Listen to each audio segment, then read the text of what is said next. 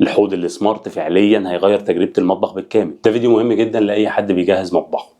ازيكم يا جماعة، أنا أحمد شفيق، وده فيديو مهم جدا لأي حد بيجهز مطبخه، لأن اختيار الحوض الصح هيفرق معاك في الشكل والراحة والنظافة. هشرح لكم ببساطة أنواع أحواض المطابخ ومميزات وعيوب كل واحد منها، وإمتى تختار كل نوع، سواء ستانلس أو رخام صناعي أو بورسلين أو حتى الحوض السمارت. أول نوع هو الستانلس ستيل، وده أكتر نوع منتشر، عملي خفيف ومش بيصدي. لو انت مختار نوع محترم وفعلا ستانلس 304 ومش صاج ومتجلفن، النوع ده ممتاز جدا لو استخدامك اليومي تقيل وعايز حاجه تعيش معاك. بس اهم حاجه تاخد بالك منها سمك الستانلس، لو السمك قليل هيعمل صوت مزعج مع الميه. تاني نوع بقى نوع الرخام الصناعي او ما يسمى بالكوارتز او الكوريا، وده بيدي شكل عصري للمطبخ والوانه كتير وتقدر توظفها في اي تصميم ومش بيتخدش بسهوله. العيب الوحيد ان سعره عالي شويه وعايز تنظيف باستمرار، وطبعا ده اختيار ممتاز لو مطبخك مودرن او بتحب الالوان المختلفه. ثالث نوع هو السيراميك او البورسلين،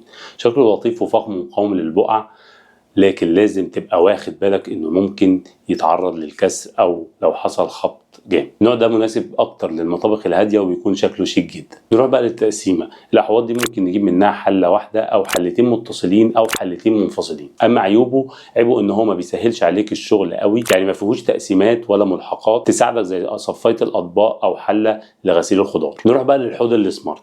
الحوض ده ترند جدا. ليه؟ لانه هو مش مجرد حوض، ده محطة شغل كاملة جوه المطبخ. بيكون فيه مستويات مختلفة زي مصفى متحركة، سلة للتجفيف، ألواح للتقطيع، وملحقات كتير بتخليكي تجهزي الأكل وتغسلي وتصفي من غير ما تطلعي بره منطقة الحوض، فبتوفر ليكي مساحة كبيرة وبتخلي شغلك أسرع وأنظف. وميزاته إن هو بيستغل المساحة بأفضل طريقة، خصوصا لو مساحة المطبخ صغيرة، وكمان بيدي شكل مودرن جدا للمطبخ. لكن مهم تاخد بالك إن هو أغلى من الحوض العادي، ومحتاج تختار نوعية كويسة علشان ملحقات ما تبص مع الوقت. طيب امتى نختار حوض عادي وامتى نختار حوض سمارت؟ لو مطبخك كبير ومساحته واسعه وبتحب الشغل التقليدي، العادي هيكون كفايه جدا. لكن لو مطبخك صغير وبتحب التنظيم والسرعه او بتقضي وقت طويل في المطبخ، الحوض السمارت فعليا هيغير تجربه المطبخ بالكامل.